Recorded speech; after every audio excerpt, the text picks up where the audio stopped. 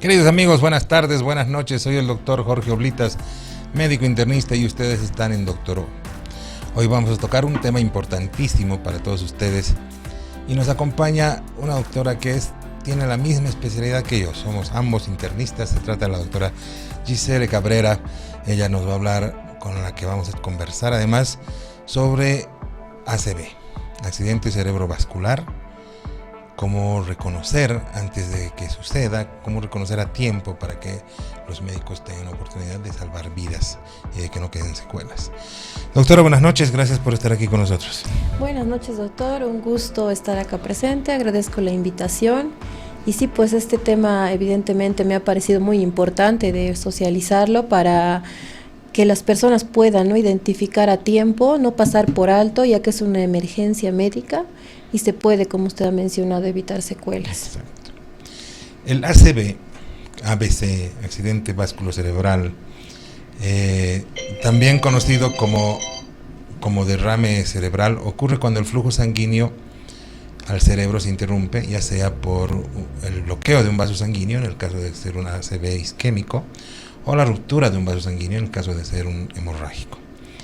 Los factores de riesgo que los vamos a ver aquí para un ACV son importantísimos controlarlos, pero vamos a ver sobre todo cómo reconocer, cómo darte cuenta cuando te puede pasar, cuando te está pasando un ACV, para que tú puedas acudir a un centro de emergencia y recibir toda la ayuda adecuada. Doctora, en otros países, así como existen unidades coronarias, existen unidades específicamente para derrames vasculares, ¿no? ACVs. Más allá de la definición que yo he hecho, ¿qué nos puedes decir de un ACV? Pues un evento cerebrovascular evidentemente es una emergencia médica.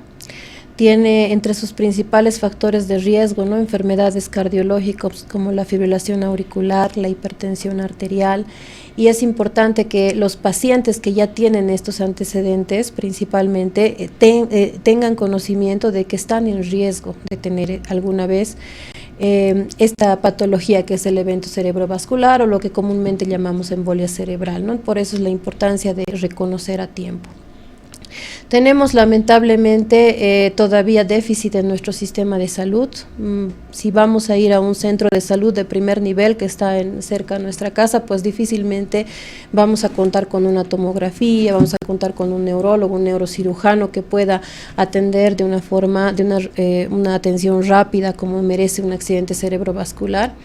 Sin embargo, reconociendo lo que es el evento cerebrovascular, que ahorita lo vamos a ver, pues las personas podrían decidir acudir directamente a un centro que corresponde ser de tercer nivel, ¿no? Ahora, igual, lamentablemente, no todos los hospitales de tercer nivel están en la disposición de responder inmediatamente como debería ser, porque tenemos tiempos de respuesta. En los primeros 10 a 30 minutos debería realizarse una tomografía en el contexto de evaluar realmente la embolia cerebral, ¿no? Cosa que, como conocemos nuestro sistema de salud, pues una tomografía demora bastante en ser realizada. Si es que se la hace. Si es que se la hace. Por los costos inclusive. Exactamente. Lamentablemente el SUS no siempre está disponible con ese estudio. Obviamente en los lugares que se realizan de forma privada pues tienen un costo que muchas veces nuestra gente no puede pagar, ¿no? Y condiciona justamente que vaya mal el caso, que evolucione mal y queden secuelas. De ahí la importancia de este programa. Así es. Porque no todos pueden acceder a una tomografía, no todos pueden acceder a un médico en primera instancia. Entonces tenemos que tener la capacidad de reconocer cuando está pasando eso, pero también tenemos que saber, porque no a todos nos va a pasar, cuáles son los factores de riesgo, ¿no? Los factores de riesgo para tener un ACV. Así es. Principalmente los pacientes hipertensos, ¿no? Ya conocen su antecedente de hipertensión arterial, aumenta el riesgo.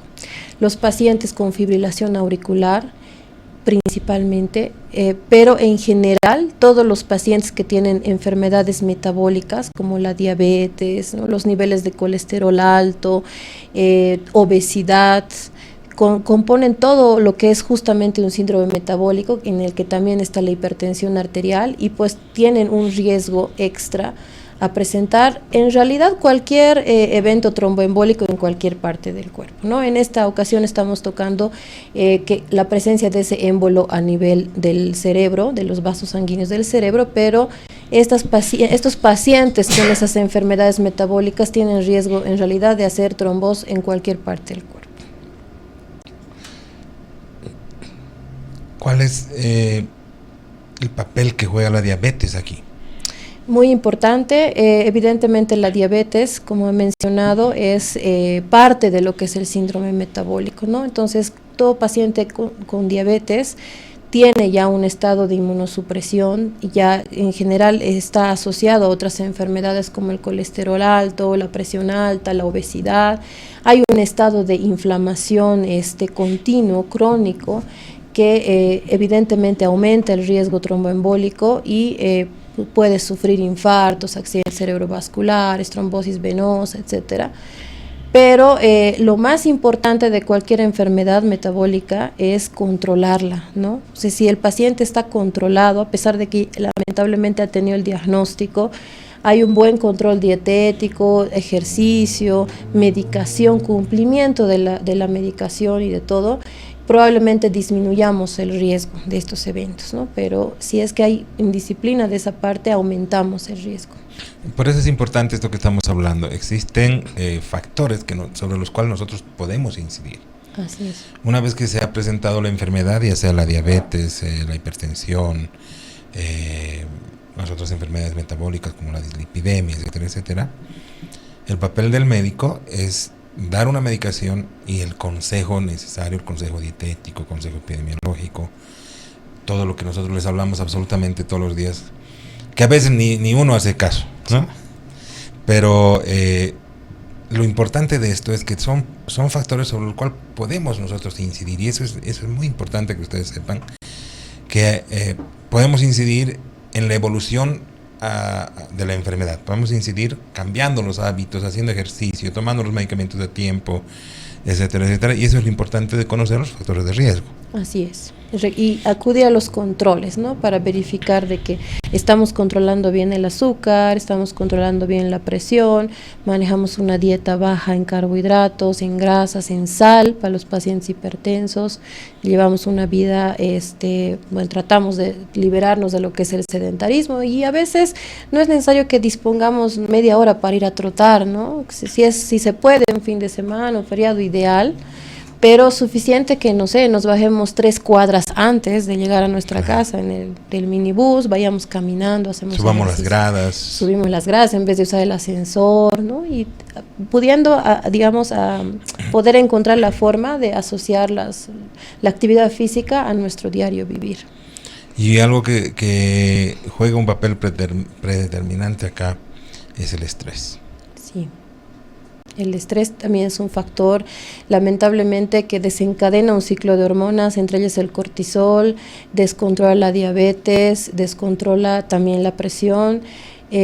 Nos cuesta mucho sobrellevar los periodos de estrés. Ya solamente yendo en la movilidad pública nos encontramos con una trancadera, estamos sobre la hora, súper estresados, y a algunos pacientes incluso no podemos manejar el estrés, ¿no? Entonces, en el estrés se convierte en ansiedad, se convierte en depresión, ya nos da la necesidad de comer para satisfacer esa respuesta a la ansiedad, ya todo mal. El ejercicio, el yoga, son terapias que también ayudan al estrés. Que últimamente están tomando bastante preponderancia. Hace poco hemos entrevistado a la doctora Margaret Hurtado, una gran psicóloga, neuropsicóloga, que ha puesto de relevancia otra vez el mindfulness, por ejemplo, ¿no? La meditación, el yoga, que son importantísimos para tener, aunque sea 15 minutos con uno mismo. Así es. ¿No? Para que bajen justamente eso que dice la doctora, que son los niveles de cortisol.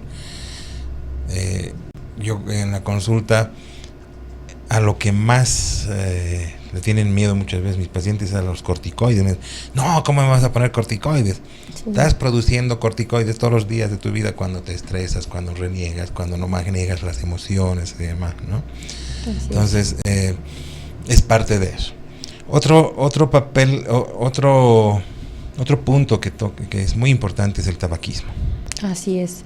El tabaquismo es un factor de riesgo básicamente para un montón de enfermedades, ¿no? Sea para enfermedades metabólicas, eventos tromboembólicos, que ahí también está el infarto de miocardio, el accidente cerebrovascular, desencadena algunos tipos de cáncer, no solamente el de pulmón, condiciona otras enfermedades y evidentemente el tabaquismo es un mal hábito, ¿no? Que bueno, muchas personas... Que está queriendo desaparecer un Sí. poco, pero está, para que vean cómo son inteligentes, porque estos son negocios, ¿no? Los fabricantes de tabaco han hecho estudios de mercado en todo el mundo. La gente ya no quiere saber, los jóvenes ya no quieren fumar por el olor, por eso, y se han inventado los vapeadores. Y resulta que los vapeadores son peor que los cigarrillos, Sí, ¿no? así es. Pero hacen lobby en los grandes países, en el Congreso y demás, para que se permita vender. En Estados Unidos antes había una ley que se impedía vender tabaco a los menores de 27 años. Uh-huh. Pero ahora ya se puede vender a partir de los 21 y pueden vender vapeadores. El otro día he visto un TikTok, que está de moda los TikToks, Sí. de una niña de creo que 15 años ha recibido vapeadores de regalo, ¿no? Oh, Entonces, incidir en eso también. así es. Sí, lamentablemente nos falta mucho, ¿no? En políticas de salud, en políticas sociales. No depende básicamente solo de una sola persona, depende del gobierno, depende de la relación social, ¿no? El impacto que tiene la sociedad en una persona. Pero es importante que uno la conozca, ¿no? Hay personas que sí, conociendo, tienen cierto nivel de concientización para evitar enfermedades y pueden distinguir, aconsejar o asimismo, digamos, evitar que haya esta exposición. Lo que pasa es que es muy difícil, es muy fácil decirlo y muy difícil hacerlo, Así es. ¿no? Nosotros mismos, te digo yo, tengo sobrepeso, ya no fumo hace mucho tiempo, trato de cuidar, pero es difícil, la vida actual no nos permite. Por eso estamos con este programa, para tratar de ayudar a la gente, de informarles, de decirles, es bueno que sepas esto, que conozcas esto y que lo pongas en práctica, porque no siempre pueden ir al médico. Claro, es ¿No? importante eso. Y siempre está ahí, ¿no? La prevención mejor, mucho mejor de que lleguemos al médico a aplicarnos un tratamiento. Sí. Prevenir las enfermedades es prioritario. Y aquí en esta pirámide de prioridades, creo que en la cima está la dieta. Así. La dieta es clave para absolutamente todo, ¿no? Lamentablemente a veces no tenemos esa disquisición de saber qué alimentos podemos, qué alimentos no podemos, cuáles están mejor, peor, muchos conservantes en algunos, ricos en carbohidratos otros, algunos incluso los transgénicos, por ejemplo, que no son en realidad saludables. Estamos expuestos a eso, lamentablemente. ¿Y qué podemos hacer ahí? Pues lo único que nosotros podríamos hacer, aparte de informarnos, es seleccionar mejor nuestra alimentación, ¿no? En vez de tomar un jugo o una Coca-Cola, que casi todos caemos en la Coca-Cola, y más nosotros, sí, que no sé, estamos en una guardia de 24 horas y queremos despertar, ya, Coca-Cola. Los médicos somos adictos a la Coca-Cola, al café y antes al cigarro. Así es. Entonces, todos, bueno, a veces, como usted decía, no es suficiente conocer, ¿no? Nos cuesta adquirir ese hábito, esa disciplina alimentaria, en actividad física también. Hay que tratar de suplementar las cosas, ¿no? En vez de un jugo, de una soda, preferible es un vaso de agua.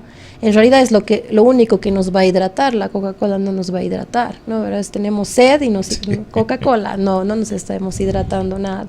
Necesitamos agua, verduras, frutas, más que alimentos. Pero en vez de comprarse una galleta, nadie prefiere comprarse una manzana, por ejemplo, hay que ser sinceros, ¿no? Más bien no nos auspicia la Coca-Cola, querido Rick, ¿no? No estaremos fritos. Y con todas las promociones y los combos, sí, y todo, todos caemos. Y es importante lo que decía, doctora, el sentido común, ¿no? Porque una de las grandes males que ha traído la pandemia ha sido la infodemia, la falsa información. Sí, sí. Que ha llovido y llueve hasta ahora. El despertar de las redes ha traído que todo el mundo puede hablar y opinar y decir lo que quiera. Que mi tía me ha dicho que es bueno que consuma pepa de palta para la vista, y un montón de cosas así. Así es. Y ante tanta información es vital, aparte de estos programas que son para informar con medicina basada en la evidencia, es importante el sentido común. Así es, el sentido común es muy importante. En general todos podemos discriminar lo que está bien, lo que está mal, en general, pero no siempre, ¿no? En la práctica podemos ejecutarlo. Ese es un problema que cada uno tiene que trabajar de forma individual para justamente evitar complicaciones.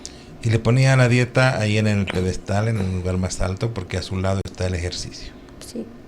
Que son los pilares de la prevención de cualquiera de estas enfermedades metabólicas. Así es, incluso en los últimos estudios se ha visto que un paciente con diabetes, diagnosticado recientemente con diabetes, si realmente cambiara su régimen dietético, su estilo de vida, pero así al 100% bien concientizado, probablemente a los 5 años pueda haber vuelto sin medicación a los niveles de glicemia normal. Sí. Ese es un plus que tendríamos justamente con la dieta, con el ejercicio, con los buenos hábitos, con los buenos hábitos, incluso evitando usar medicación, ¿no? Claro. En los estudios, evidentemente, como es correlacionado a nuestra sociedad, pues pocos han sido los pacientes que han podido realmente superar esto. Y que ¿Tú tienes pacientes que han logrado? Ninguno, no ninguno. Incluso pacientes ya diagnosticados con diabetes no pueden dejar su no pueden dejar su alimentación de diario, ¿no? Entonces, incluso se conocen, dicen, he ido a una parrillada y me aumenté 8 de cristalina. Esa es la trampa Es la trampa del diabetes. Entonces, no pueden. Por eso el paciente metabólico tiene que tener un manejo multidisciplinario, ¿no? Con el internista, con el cardiólogo, el endocrinólogo y lo más importante, nutrición y psicología. Sí, es importante. Y algunos pacientes se enojan, ¿no? Piensan que los mandamos a psicología porque pensamos que están locos y no es así. En realidad queremos que haya apego. Primero entender la enfermedad y luego haber apego y adherencia al tratamiento. Que es una de las partes más difíciles para nosotros como médicos lograr, sí. Sobre todo en nuestra población, ¿no? Tiene mucho,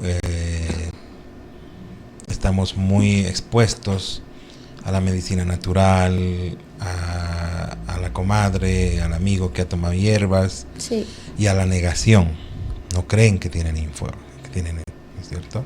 Sí, y varias veces justamente en las redes sociales he visto propagandas así sin sentido, ¿no? Como que si tú tienes presión arterial, tómate esto y lo vas a dejar de tener. Y no es así. No existe. Que desaparezca para siempre hipertensión, que desaparezca esto. Sí. Y es peligroso porque la gente se confía. Exactamente. Y cuando ya viene al hospital, ya viene con una complicación, justamente con una embolia cerebral, ¿no? Yo he tenido el caso hace poco de un paciente que ha ido a uno de estos que leen, creo, el aura, la parte bioenergética, les ponen los pies en no sé qué. Y dicen, no, está todo bien, solo un poquito tu hígado, ¿no? Y el paciente tenía 7 de creatinina y era diabético. Se ha perdido tiempo. Entonces es muy importante que justamente esto que estamos hablando, el sentido común. Sí, así es. Junto con la dieta y el ejercicio y dejar el tabaquismo, la obesidad, que depende de estos dos. Depende de todo eso en realidad, sí. ¿No? Un factor muy importante, la obesidad genera todo tipo de complicaciones, ¿no? Y no solamente la diabetes, la hipertensión, el problema de colesterol, los infartos, las embolias, que de por sí ya es trágico, sino que también problemas como la artrosis de rodilla, claro, espalda, que lo aquejan los pacientes, ¿no? Y a partir de los 50 generalmente ya vienen con dolores en las rodillas, dolores en la espalda, y generalmente es porque han llevado una vida así, ¿no? Claro, con mucho peso en sí. Exactamente, ¿no? Entonces las articulaciones ya están con una sustentación menor y evidentemente hay dolor, ¿no? Claro. Entonces hay complicaciones por obesidad a corto, a mediano y a largo plazo. Es un problema que sí nosotros tenemos que abarcar bastante y recomendar con estos programas y concientizar, ¿no?, a la población. Doctora, tenemos que irnos a una pausa. A la vuelta ya me están lloviendo las preguntas, pero vamos a entrar ya en el tema que es cómo reconocer a veces cuáles son los pasos que uno tiene que hacer y qué tiene que hacer. Vámonos a una pausa, querido Rick.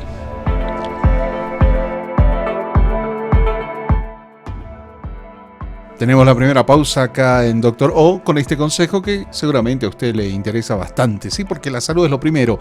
En esas aventuras de la vida no están solos porque nosotros estamos ahí en sus bolsillos, mochilas, también en las carteras. Los comprimidos día y noche de Refrianex junto a los bolivianos en cada aventura. Recuérdelo, Refrianex siempre contigo en cada momento.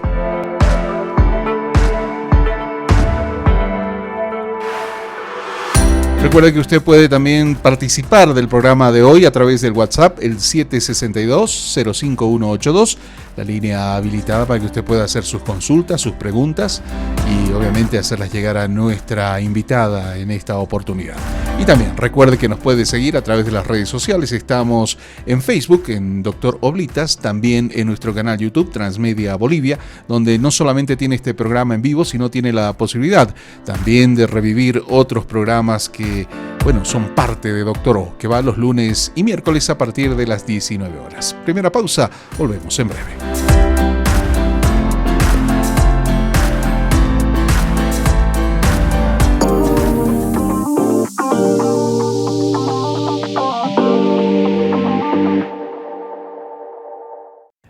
La vida del boliviano es una aventura que requiere de mucha fortaleza. Esa que te hace enfrentar las noches más frías, o cuando se propone ganarle la carrera al sol, o cuando sin importar el calor se trabaja por la familia. Incluso cuando se cae el cielo, cuando menos lo espera. Y es en esas aventuras que no están solos. Porque nosotros estamos ahí, en sus bolsillos, mochilas y carteras. Los comprimidos día y noche de Refrianex, junto a los bolivianos en cada aventura. Refrianex, siempre contigo en cada momento.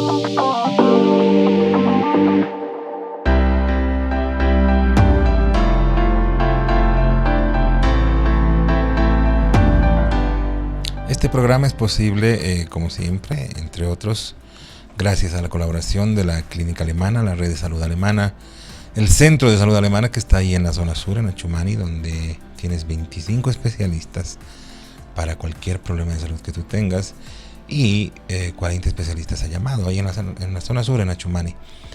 Dentro de poco la Clínica Alemana tendrá una sucursal también ahí en la zona sur para que puedas resolver todos los problemas que tú necesites en cuanto a salud.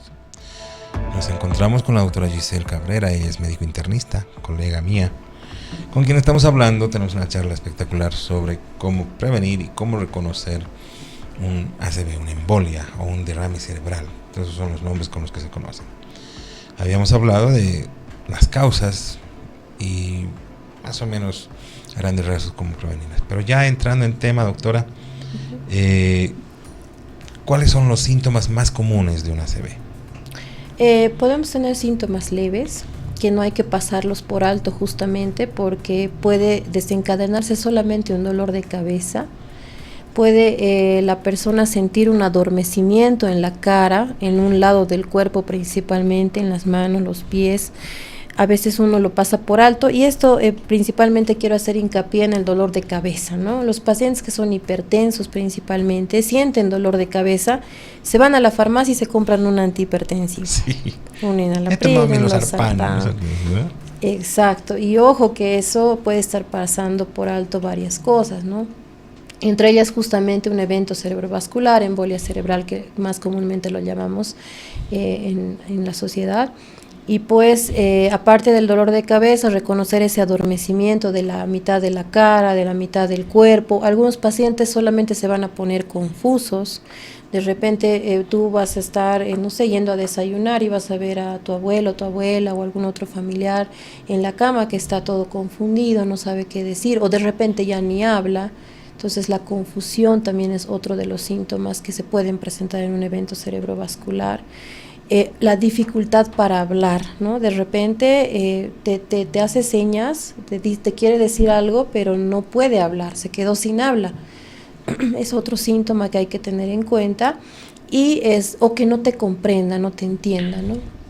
Ahora, evidentemente en medicina tenemos escalas para evaluar esto, que se hace un examen neurológico más profundo, más especializado, pero ya desde, digamos, la casa, 3 principales cosas que podemos evaluar más fácilmente es justamente lo que llamamos la triada de Cincinnati, ¿no? Ahí evaluamos 3 cosas y eso es lo que primordialmente puede ver una persona normal, común, en su familiar, en un vecino, en un amigo, ¿no? Identificar. Entonces, 3 cosas. La primera, vemos asimetría facial. Si de repente le decimos a la persona que sonría, vamos a ver una parte de la mitad de la cara que no puede, no hay simetría, no es igual la sonrisa que la tiene toda la región de la cara. No sé si podemos mostrar. Más o menos como una parálisis facial, ¿verdad? Por aquí, ahí la tengo en el celular. Sí, es más o menos como una parálisis facial, pero no tan afectado el ojo. Exacto. Principalmente acá, la comisura labial. La comisura labial. Entonces usted le dice al paciente, o bueno, al vecino, al amigo, al familiar, sonría, y de repente ve usted esa cara, ¿no? Y ahí vemos de que la sonrisa no es pareja, no es simétrica, entonces algo está pasando. Igual otra cosa que pasa es, le das en una bombilla su desayuno y se está chorreando por acá, el tecito, la lechecita, ¿no? Entonces, la simetría de la carita, un parámetro para controlar. Ese es el primer parámetro. El primero. El segundo de esta triada es decirle a esa persona que tú sospechas que le está pasando algo, que levante las manos, más o menos a esta altura del cuello, con las palmas hacia arriba, ¿no? Eso es lo importante, las palmas hacia arriba, cerrando los ojos y contando 10 segundos. Entonces, si el paciente está levantando las manos con los ojos cerrados, las palmas hacia arriba, 10 segundos, y en estos 10 segundos usted nota de que un brazo no se está levantando lo suficiente, está más caído que el otro, o peor aún, no lo ha levantado nada, no solo ha podido levantar un brazo y el otro no ni lo mueve. El otro está tambaleando más abajo del otro, o se está queriendo inclinar y dar la vuelta hacia el otro lado sin mostrar la palma hacia adelante, ¿no? Ese es otro dato, el segundo dato que hay que reconocer. Y el tercer dato es decirles a las personas que mencionen palabras con R o mencionen palabras con S. Y ahí tenemos un refrán conocido que es: a perro viejo no hay quien le enseñe trucos nuevos. Cuando le decimos a la persona repita esta frase, no la puede repetir, no la alarga, dice A, P, O, y ya se escondió la R, ¿no? A, P, o de repente no habla, peor, no habla nada, solamente hace señas con los ojos, trata de decirte algo, pero no habla. Entonces, o que arrastre las palabras, o que no hable, o que la R no la pronuncie, o que la R no la pueda pronunciar, o la L, cielo, por ejemplo, no va a poner cielo, para decir cielo, aseo, no va a poder. Se va a volver francés. Exacto. Entonces la R y la L desaparece. Entonces, si uno le dice que diga esas palabras, no las puede decir, las arrastra. Entonces, esas 3 son las características principales de esta triada, para que sea de una forma más práctica, más fácil, de que una persona en la calle, en la casa, pueda reconocer esto, ¿no? Y más aún si se conoce de que ya tiene presión alta, ya tiene diabetes, ya tiene fibrilación auricular, etcétera, algunas enfermedades del corazón. Claro, eso es lo importante, ¿no? Es lo que decíamos al principio.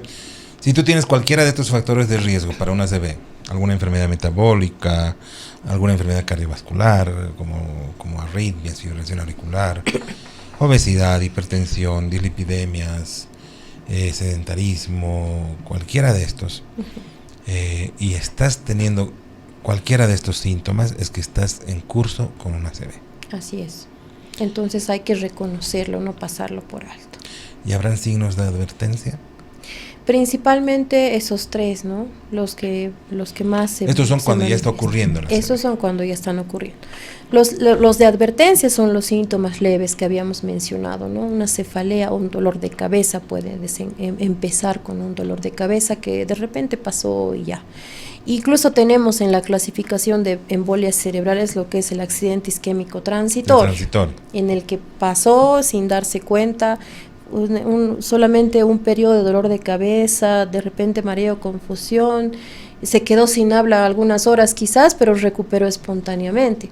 Que no reconocía a alguien, digamos, ¿no? Exactamente, es común en los pacientes adultos mayores, por ejemplo, ¿no? Entonces, de repente no reconoció a alguien, y uno piensa que es por viejito, que no lo ha reconocido ya, pero no, cuando ya los evaluamos a los pacientes en la consulta y hacemos el protocolo de tomografías, ecografías, etcétera, ya vemos de que ha sufrido en algún momento un evento transitorio. Exacto. Que incluso puede volverse a repetir, no siempre. Hay un riesgo además, ¿no? Hay porcentajes de posibilidades de que vuelva a pasar o de que sea un evento mayor. Así es, entonces por eso es importante reconocer, no pasar por alto. No todo dolor de cabeza es que se me ha subido la presión, es algo no recomendable, en realidad para nada recomendable que por un dolor de cabeza acudamos a la farmacia y menos a comprar un antihipertensivo. Es peligrosísimo, porque primero que no es eso, ¿no? En los pacientes hipertensos ya se sabe que el dolor de cabeza no es un signo.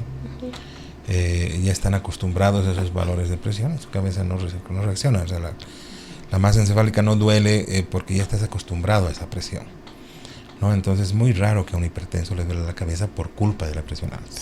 Así es. Entonces no te tomes eso. Y si te bajas la presión cuando más la necesitas, es peor, ¿no? Estás tomando sin saber probablemente la causa de tu empeoramiento de los síntomas. Si se trata de una AVC es peligroso. Así es. Bajar la presión de golpe. Sí, porque es peor, ¿no? Hemos dejado, cuando sucede un evento cerebrovascular, que es la embolia, dejamos al cerebro sin oxígeno. Claro. Entonces no está no está recibiendo la sangre suficiente, se está muriendo tejido cerebral, una parte de nuestro cerebro.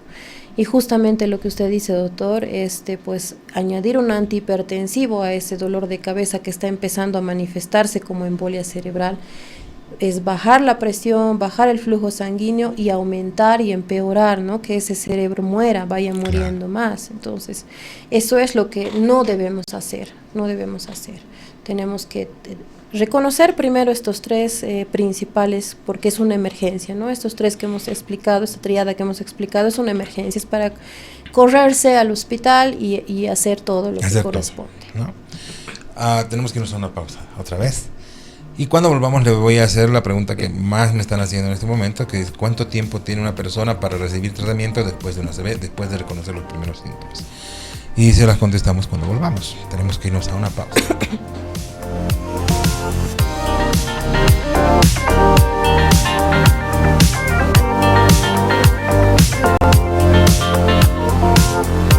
Gracias por estar con nosotros, gracias por estar con Doctor O, programa que tiene su reprise los días martes y jueves a partir de las 12 del mediodía, pero lo más fácil, le recomiendo, visite nuestro canal YouTube, Transmedia Bolivia, y usted tiene los programas para elegir, incluso cuando finalice podrá volver a ver a la hora que usted quiera, reprisar, compartir con los amigos, que también es muy importante. Como también es importante recordar esto, recuerde, cada resfrío lo alivia con Refrianex, sobres día y sobres noche.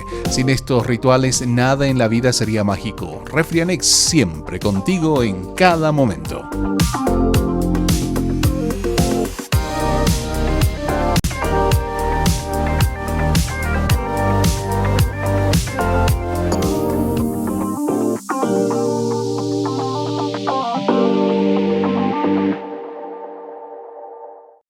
Cada año viajan para celebrar su aniversario. Cada mañana sale a correr para llegar contenta al trabajo. Cada noche ven una serie antes de dormir. Cada día se convence de que ella puede. Cada domingo en la mañana desayunan en familia. Y cada resfrío lo alivian con Refrianex sobres día y noche. Sin esos rituales, nada en la vida sería mágico. Refrianex, siempre contigo en cada momento.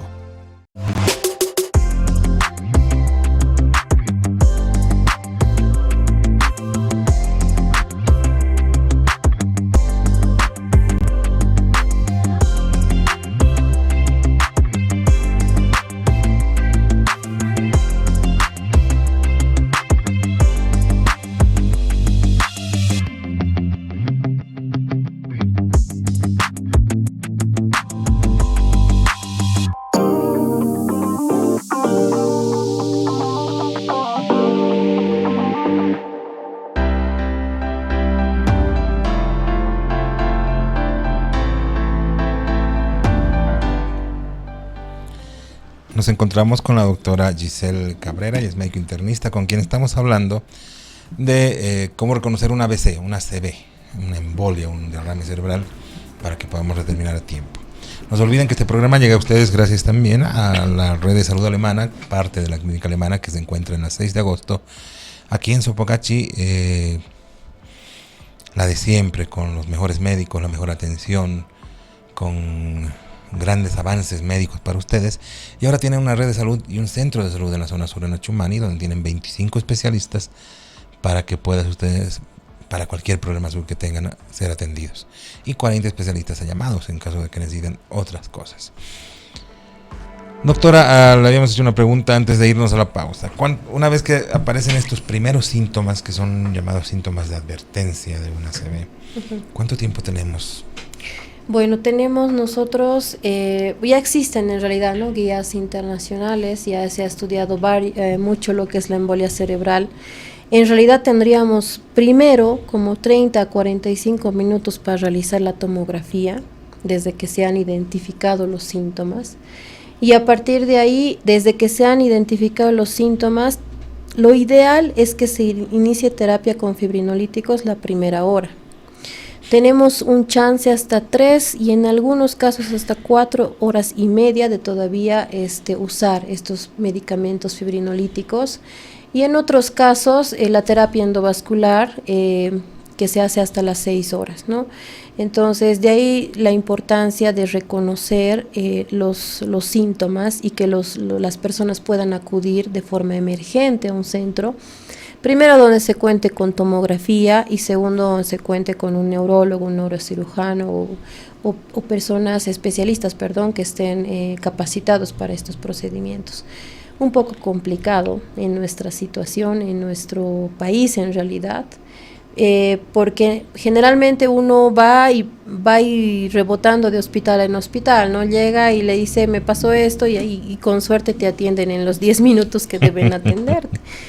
Pero justamente si uno identifica estos síntomas que los hemos mencionado, y es principalmente esa triada, esas 3 características, puede, ¿no?, de repente alarmar al médico emergentólogo y decirle, esto está pasando y mi familiar o mi amigo tiene estos antecedentes, tengo alto riesgo de que me esté pasando esto, pero ya conoce. O sea, hay la posibilidad de hacerse una tomografía, como les digo, tendría que hacerse máximo hasta los 45 minutos, ¿no?, para evaluarlo. Es muy diferente, por ejemplo, si quizás en otra charla se habla del infarto de miocardio, cuando uno sospecha de que su familiar, amigo, vecino está sufriendo un infarto de miocardio, sea que sí o sea que no, uno puede darle aspirineta. Ya, ahí han solucionado una parte. Han hecho gran parte. Lo han ayudado bastante, pero en el caso del evento cerebrovascular de la embolia no es así. Lamentablemente no tenemos cómo actuar, ¿no?, como personas de afuera, fuera del hospital, no hay cómo actuar, no podemos darle aspirineta pensando que es similar al infarto, porque lo que nosotros hacemos en el hospital es, a través de la tomografía, ver si esto es un evento netamente isquémico o es hemorrágico. Entonces no podemos administrar aspirineta en un hemorrágico, ¿no? Y justamente la terapia o el tratamiento de estos eventos cerebrovasculares va a ser dirigido de acuerdo a lo que veamos en la tomografía. ¿Es hemorrágico o es isquémico? Entonces, lamentablemente, este factor es uno de los que principalmente condicionan mucho que los pacientes acá en La Paz, en Bolivia, sean ya pacientes con secuelas, ¿no? Porque cuando uno llega al hospital, hasta que sea atendido, se haga la tomografía, si se hace la tomografía, ya ha pasado el tiempo. Claro. Ya pasó el tiempo de objetivo en el que podríamos ver qué tipo de embolia es. Si vamos a usar fibrinolíticos, si vamos a entrar a cirugía. Exactamente. Porque depende de lo que veamos en la tomografía, es el manejo, ¿no? Entonces, como generalmente se hace la tomografía, bueno, en el mejor de los casos al día siguiente, a nosotros ya no, ya estamos fuera del tiempo para poder actuar, hacer el tratamiento, y ya los pacientes se quedan con secuelas, ¿no? Y ahí viene el fonoaudiólogo, viene el fisioterapeuta, pero la calidad de vida del paciente ya del paciente, de la familia, de todo el entorno. Y es un gasto además. Así ¿no? es. Para el país, para el Estado en el caso de que es un seguro, para la persona en el caso de que sea privada. Sí, así es. Es un tema un poco delicado porque no depende de nosotros, a pesar de que identifiquemos estos síntomas de una embolia cerebral, pues estamos nosotros dando información. De repente en la casa ya van a estar preparados y van a decir, yo mejor me voy, aquí sé que hay tomografía, voy, le hago hacer la tomografía y llego a la emergencia con mi tomografía. No, no es lo correcto, no tendría que ser así. Pero no nos queda de otra. Entonces, en nuestro medio tenemos que tratar de justamente cubrir estos huecos. Es triste decirlo, pero hay que cubrir los huecos que el sistema de salud lamentablemente no tiene. Y los médicos tenemos que inventar. Sí, muchas veces hemos tenido que inventar cosas. Es una gran recomendación, doctora, me parece excelente. Si tú tienes alguno de estos síntomas de los que hemos hablado, y vamos a volver a repetirlos, ¿no? Son signos de advertencia. Si tú tienes antecedentes de cualquiera de estas enfermedades, no pierdas el tiempo, anda al médico, a una emergencia. Y si no puedes o está lleno, hazte una tomografía y con eso vas al neurólogo inmediatamente. Así es. ¿Tienes cuántas horas? Para la tomografía, desde que se han empezado los síntomas, 45 minutos ya tienes que tener tu tomografía. Llegas a un centro donde hay un neurocirujano, un neurólogo capacitado, puede usar fibrinolíticos ese especialista hasta 3 o 4 horas y media. Y la otra terapia que es endovascular hasta las 6 horas, ¿no? Entonces sí, de repente podemos ganar tiempo conociendo esta información, ganando un tiempo valiosísimo.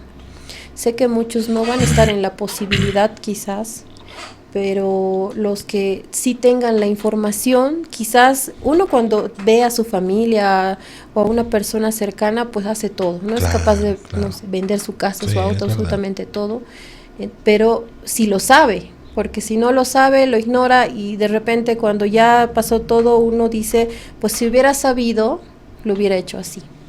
Entonces justamente estas charlas son súper productivas porque uno ya sabe y ya la decisión está en cada uno. Qué importantísimo, porque viene la pregunta del pesimista, ¿no? ¿De qué me sirve saber todo esto si no voy a hacer nada? Eso no es cierto. Sí, así es. Pero no, ya tienes una pauta. Tienes los síntomas, tienes el antecedente patológico, el antecedente de tu enfermedad. No pierdes nada, ¿no? Si no es, bien por vos. Hay que investigar y demás, pero si estás ganando un tiempo precioso. Así es. Y estos tres, principalmente las tres características que hemos descrito, pues tienen bajo porcentaje de fallar. Generalmente encontrar 1 o 2 y peor 3 de estos que hemos descrito, pues da alta posibilidad de que realmente sea un evento cerebrovascular, ¿no? Una embolia principalmente. Claro. Por eso es que primero hay que identificar desde cuándo pasó. O sea, yo lo he visto bien, anoche se entró a dormir bien, mi abuelo, no sé, se entró a dormir bien y despertó así. Entonces la última vez que lo vi bien era así, y esto está pasando ahora, y actuó súper rápido, porque sé que esto es una emergencia. Claro. No esperen, vayan volando. Exacto. ¿Existe alguna diferencia en los síntomas entre un AVC hemorrágico y uno isquémico? No, es bien difícil. Muy sutil, ¿no? Muy sutil, muy difícil de diferenciar. Generalmente el hemorrágico, justamente porque está generando mucha sangre dentro de la cavidad craneana, está condicionando que si aumente la presión ahí, está luchando en mantener, como la cabeza es una estructura ósea, es un hueso, está luchando por mantener la presión ahí adentro, la masa encefálica, o sea, la masa cerebral, el líquido cefalorraquídeo, y aparte se está sumando esa hemorragia interna, ¿no?, del cerebro, que es el accidente hemorrágico. Y de repente ahí sí encontramos datos de hipertensión endocraniana. Vamos a ver un paciente vomitando, con náuseas, mucho dolor de cabeza, y bueno, ya cuando está siendo examinado ya vemos, ¿no?, que está con la frecuencia cardíaca baja, etcétera, pero eso ya no va a poder ser evaluado afuera del hospital. Pero en general, difícil distinguir. Generalmente esta triada justamente se identifica sin saber si es isquémico o hemorrágico, y por eso es importante tener la tomografía. Vital. Sí. Me preguntan también, que ya lo hemos tocado, pero me gustaría que lo repitamos. ¿Existe algún tratamiento de emergencia en un ACV? No. Tienes que ir al médico, no te queda de otra. Así es. ¿Por qué pasa si vives en un pueblo, que me dice, aquí yo vivo en Los Yungas, me dice un paciente, mi papá ha tenido, y sabíamos que era isquémico, ya, si le podían dar aspirina? No, lamentablemente, o sea, de repente ahora saben que es isquémico, claro, ¿no?, porque ya se ha hecho todo. ¿Y, pero si le hubieran dado y es isquémico, le hubiera ayudado? Poco. Es que en realidad no está indicado. O sea, de repente para diagnósticos, es que no, en realidad la aspirineta es prevención secundaria, ¿no? Cuando ya se ha superado el cuadro agudo, estás evitando que haya uno nuevo. Y aún así los estudios nos muestran que tampoco es el 100% de casos que se evitan, ¿no? Claro. Entonces, pero en ese momento de presentarse estos síntomas, esta sospecha de que alguien está sufriendo una embolia cerebral, darle una aspirineta, no va a hacer nada.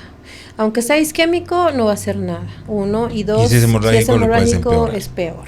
Exactamente. Entonces, lamentablemente, como decía, ¿no?, en el infarto uno, si sospecha, pues le puede dar la aspirineta y no va a pasar nada, ¿no? Pero en el embolia cerebral no se puede hacer nada, no está nada a nuestro alcance, no podemos ir a la farmacia y decirle, está pasando esto, deme algo. Sí, no, imposible. En estos casos son netamente para que se acuda con suma urgencia al hospital. ¿Existirán algunos síntomas, aparte de los que me has hablado, de algún otro tipo raro de ACV, de distintos tipos de accidentes vasculares cerebrales? Otros síntomas, no, en general no. A ver, lo que pasa es que a veces sí hay que hacer mucho diagnóstico diferencial, ¿no? Entonces justamente es un paciente que puede tener mareos, alteración en la marcha, y puede ser, principalmente los adultos mayores, son los que son bien atípicos, ¿no? O sea, claro, los síntomas que normalmente se presentan en una persona joven y que, sabes, es esto, ¿sabes? Claro. En la persona mayor es súper diferente, sí, ¿no? Entonces, de repente solamente lo ves como que no está caminando bien, hay alteración en la marcha, en el equilibrio, y bueno, lo pasas por alto, pero igual y puede ser una embolia cerebral. Sí. Es súper difícil de hacer una buena disquisición, ¿no? Tenemos que ir a otra pausa, doctora. Y tengo 1.000.000 de preguntas antes de que vayas. Tenemos que hacer 3 programas de esto. Te dejo con la pregunta en el aire. ¿Los jóvenes también pueden sufrir un ACV? Nos vamos y volvemos con la pregunta y la respuesta a la vuelta.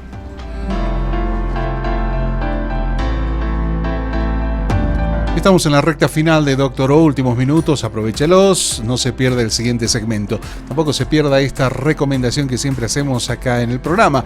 Desde hace ya más de 35 años los bolivianos aliviamos los síntomas de la gripe y el resfrío común con Refrianex. Ahora también en su presentación de contenido tradicional. Refrianex siempre contigo a cada momento. Ya volvemos con más Doctor O en la parte final del programa.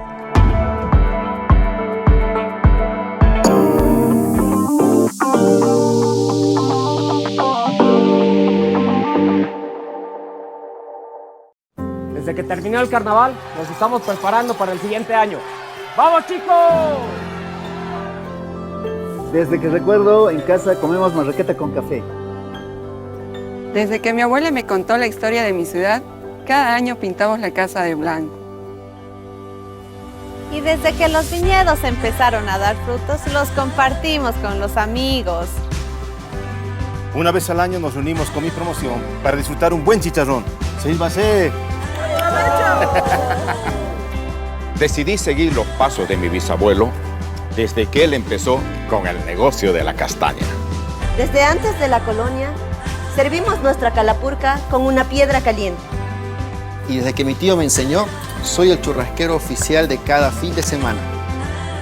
Desde hace más de 35 años los bolivianos aliviamos los síntomas de la gripe y el resfrío común con Refrianex.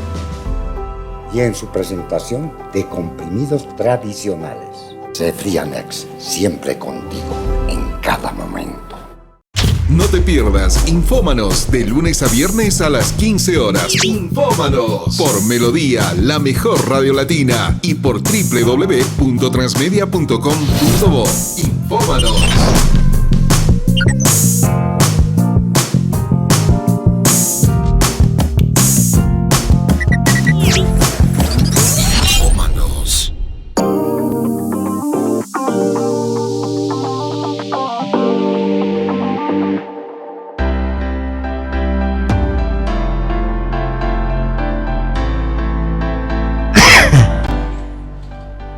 Perdón. Ya no usted necesita Refrianex ya urgente, no tenemos, doctor. Sí, no. Yo se lo receto, por favor, doctor, hágame caso. Por favor. Esta vez usted me tiene que hacer caso a mí. Tráigame Refrianex. Perfecto, 2 para el día y para la noche. Nos habíamos quedado con una pregunta. Estamos de retorno con la doctora Giselle Cabrera. Ella es médico internista y nos está dando una gran información sobre esto del accidente vasculocerebral o los eventos cerebrales. Las personas jóvenes también pueden sufrir una ACV. Son como 5 preguntas que me han hecho de esto. Sí, lamentablemente no estamos exentos, ¿no? Las personas jóvenes también pueden presentar un evento cerebrovascular. Esta es una situación más complicada porque estamos viendo que los principales factores de riesgo son personas mayores, con diabetes, obesidad, presión arterial alta, etcétera. Pero ¿qué pasó cuando de repente los jóvenes no estaban, ¿no?, en ese grupo de factor de riesgo, pero se desencadenó una embolia cerebral? Lamentablemente eso implica investigar otras enfermedades, ¿no? Y ahí generalmente tenemos las inmunológicas. A veces nadie sabe que tuvo lupus eritematoso, artritis reumatoidea, otras enfermedades como el antifosfolipídico, que son inmunológicos, hasta que han desencadenado un evento cerebrovascular. A veces se presenta así. Así es. Entonces, en realidad es una muy buena pregunta, porque si nosotros identificamos estas 3 cosas que hemos visto, estas 3 características, y de repente dice, pero no sé, mi vecino tiene 20 años, no es hipertenso, es deportista, lleva una vida, bueno, parece que lleva una vida saludable, no lo vemos venir de fiesta, no, qué sé yo, no creo, ¿no? Entonces de repente uno lo puede pasar por alto y decir, no creo, debe ser otra cosa, pero no. Justamente estas 3 características que hemos descrito en cómo reconocer una embolia cerebral son para todos. Entonces, si ustedes la identifican, vayan al hospital, acudan súper rápido. Después se va a investigar la causa en los pacientes jóvenes, como les he mencionado, el lupus, la artritis, o las enfermedades inmunológicas. O el uso de drogas. El uso de drogas también.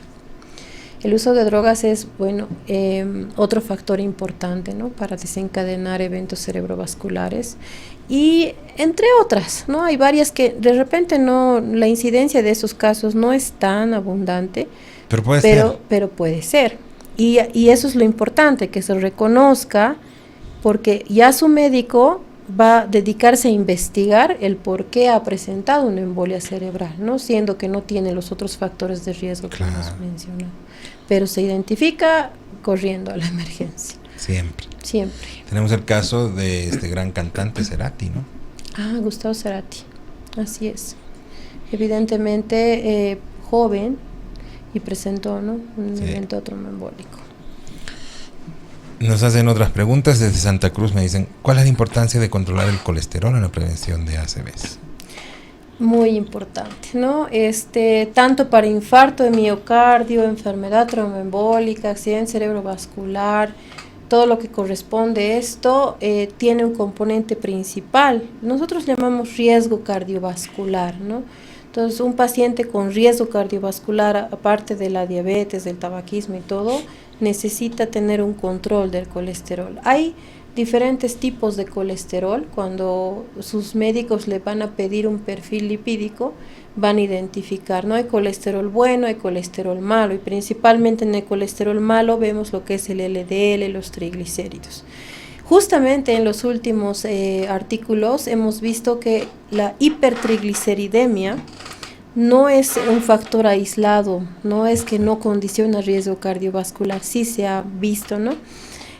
Inicialmente pensábamos que el colesterol LDL era el que causaba estos eventos. Sí. No deja de ser importante, lo es todavía, es el principal, pero a veces, no se trata, no le damos importancia a la hipertrigliceridemia, exactamente, ¿no? Entonces uno dice, bueno, sí, me han visto que tengo los triglicéridos altos y que está recibiendo tratamiento, que está haciendo, no, nada. Y entonces no, tiene que también realizar. Lo principal siempre es la dieta, ¿no? Con la alimentación siempre vamos a corregir mucho de lo que está fallando en nuestro cuerpo, sea con niveles de azúcar, de presión o de colesterol alto. Pero muchas veces necesitamos tratamiento médico, apoyo, exactamente. Sí. Y eso, si no se controla, aumentamos igual el riesgo de estas embolias, ¿no? Doctores, buenas noches, muchas gracias por toda la información que nos están dando. Los escribimos desde Cochabamba. ¿Cuál es la relación que habría entre la apnea del sueño y las migrañas con el riesgo de tener una ACV? Bueno, la apnea del sueño, las migrañas son otro tema. En realidad es parte ya muy de la especialidad de neurología, principalmente las migrañas, ¿no? La apnea del sueño tiene mucha relación justamente con la obesidad. Sí. Entonces, volvemos otra vez a ese círculo vicioso, ¿no? De ver, a veces todo se desencadena de la obesidad.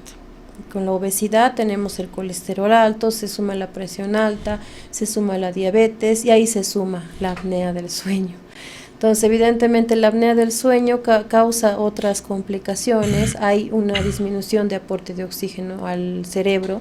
Eso condiciona así un tipo de migraña que puede desencadenarse. Catalogarlo, medicarlo es parte del neurólogo. Pero justamente porque la apnea del sueño es complicación de la obesidad, es que se vuelve un factor, digamos, indirecto de riesgo para una embolia cerebral. Existirán, me parece una pregunta importantísima. ¿Cuál es la relación que hay entre los medicamentos anticonceptivos y el riesgo de una ACV? Hay pocos estudios realizados acerca de esto, pero evidentemente el uso de anticonceptivos generan un riesgo tromboembólico. Sí. Lo que más hemos visto en la práctica son las trombosis venosas profundas, ¿no? Hay una trombosis venosa profunda que se presenta en las personas jóvenes, principalmente mujeres que usan anticonceptivos. Hay este factor de riesgo, y como hay ese factor de riesgo por una explicación, digamos, fisiopatológica de generar trombos, no solamente puede generarse en los pies, puede generarse en cualquier parte de nuestro cuerpo. Entonces, evidentemente han estudiado el riesgo que conlleva el uso de anticonceptivos con infartos y con embolias cerebrales.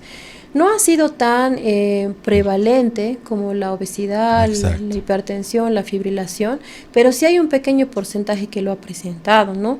Y algo interesante es que justamente han visto estos casos de embolia cerebral en los que hay pacientes que no se diagnostica de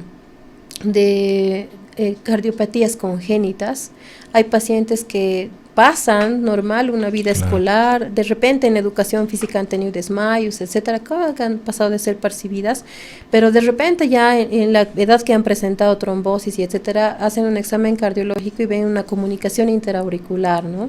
Entonces, estos pacientes, justamente en esos pequeños estudios que han visto eventos cerebrovasculares en pacientes que han usado anticonceptivos, ha sido más que todo esas pacientes que han hecho trombosis venosa profunda por los anticonceptivos y que casualmente habían tenido una comunicación interauricular y ese trombo llegó y subió. ¿no? al cerebro y condiciona una embolia cerebral. Entonces sí se han presentado casos, pocos, pero se han presentado. Buenas noches, gracias por toda la información que nos brindan. ¿Qué precauciones se deberían tomar para prevenir una ACV en mujeres embarazadas o en el periodo de posparto? Bueno, mujeres embarazadas también tienen riesgo de hacer diabetes gestacional, también tienen riesgo de hacer preeclampsia, eclampsia, y principalmente si han presentado obesidad antes del embarazo, si tienen antecedentes familiares, ya han condicionado un factor de riesgo, ¿no? No se le ha prohibido nunca a la embarazada hacer ejercicios, hacer terapia. De hecho, hay ejercicios especiales para las embarazadas. Entonces, lo mismo, mantener una dieta saludable, mantener actividad física acorde a las posibilidades de lo que corresponde a un embarazo. Y si hay diabetes gestacional, mantener, ¿no?, la indicación, el tratamiento para controlar esa diabetes. Si hay preeclampsia, igual controlarla. Bueno, si esa eclampsia ya se interna, ya ahí es poco ya poder prevenir de forma cotidiana, pero sí depende de la persona que está embarazada, cuidar la alimentación, hacer actividad física y controlar, lo mismo. Los controles con el médico son vitales. Sí, lo mismo, hacer controles. Existen tiempos de control, protocolos y todo eso. Así es. ¿Qué papel ha jugado el coronavirus con las ACVs? El papel del coronavirus. ¿Has visto pacientes que han tenido COVID? He visto, sí, ACV? He visto pacientes que han presentado evento cerebrovascular. Justamente cuando estábamos investigando, ¿no?, esto de lo que, bueno, nosotros en el extranjero, pero cuando estaban investigando por qué los pacientes se morían tanto, y se acuerda, doctor, que ahí en Francia lograron ver en las biopsias de que han encontrado trombos. Cuerpo, ¿no? Exactamente, y a raíz de eso, pues es que ya en los protocolos de tratamiento hemos puesto la anticoagulación, ¿no? Pero sí, pero ha sido parte del coronavirus generar un efecto trombótico que genera a su vez trombosis que podían presentarse en cualquier parte. ¿Existirá alguna relación? Mira, una pregunta que no estaba dando mucha bola. ¿Existirá alguna relación con otras enfermedades crónicas como la enfermedad renal o la enfermedad pulmonar obstructiva crónica en cuanto a los accidentes vasculares cerebrales? Sí, los enfermos renales crónicos de por sí tienen un alto riesgo cardiovascular, ¿no? Y generalmente el paciente renal crónico ha causado su enfermedad renal a causa de una diabetes mal controlada, una hipertensión mal controlada, o muchas veces el paciente renal crónico que se vuelve renal crónico desencadena hipertensión arterial secundaria a la enfermedad renal. Entonces lo mismo, ¿no? La hipertensión arterial mal controlada es un factor de riesgo muy significativo para producirse embolia cerebral. Entonces los enfermos renales crónicos también entran en este grupo de factor de riesgo de presentar eventos cerebrovasculares. Y no sé qué otro grupo de... Con EPOC. Con EPOC. Los pacientes con enfermedad pulmonar obstructiva crónica pueden condicionar hipertensión arterial pulmonar. Cuando se condiciona hipertensión arterial pulmonar, generamos que el corazón derecho crezca, ¿no? Entonces, al generarse que el corazón derecho crezca, condicionamos un tipo de insuficiencia cardíaca. Entonces, si condicionamos un tipo de insuficiencia cardíaca, puede generarse por esa parte, en algún momento, una enfermedad tromboembólica. Quizás la prevalencia de esto no es tan impactante como el renal crónico, el diabético, el hipertenso, pero sí, por eso es importante mantener la dieta y el ejercicio, ¿no? siempre, cualquiera sea la condición. Dieta y ejercicio, para siempre. Doctora, se nos acaba el tiempo, pero necesitamos volver a hablar de todos estos temas que me encanta hablar con nuestro internista. Sí. ¿Dónde la encontramos? ¿Dónde podemos acudir? ¿Dónde está su consultorio? Tenemos su teléfono también. Sí, bueno, lo ven en mi teléfono en pantalla. Yo soy médico internista. Trabajo actualmente en el Centro de Especialidades Solo Salud. Tenemos sucursales en la Bush, en Monumento a Bush, y tenemos acá en Obrajes, en la Hormachea, en la calle 1. Evidentemente hay mucho que hablar, así que probablemente retorne. Vamos a seguir volviendo. Vamos a retornar acá. Y pues obviamente las puertas del consultorio también están abiertas, ¿no? Para la población que desea acudir. Muchas gracias, gracias por todo. Doctora, queridos amigos, tenemos que irnos. Volvemos el próximo lunes o próximo miércoles, depende de cómo nos vaya en la vida. Querido Rick, vámonos.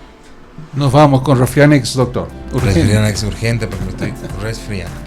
Amigos, como siempre, muchas gracias. Será hasta una próxima oportunidad. Permiso.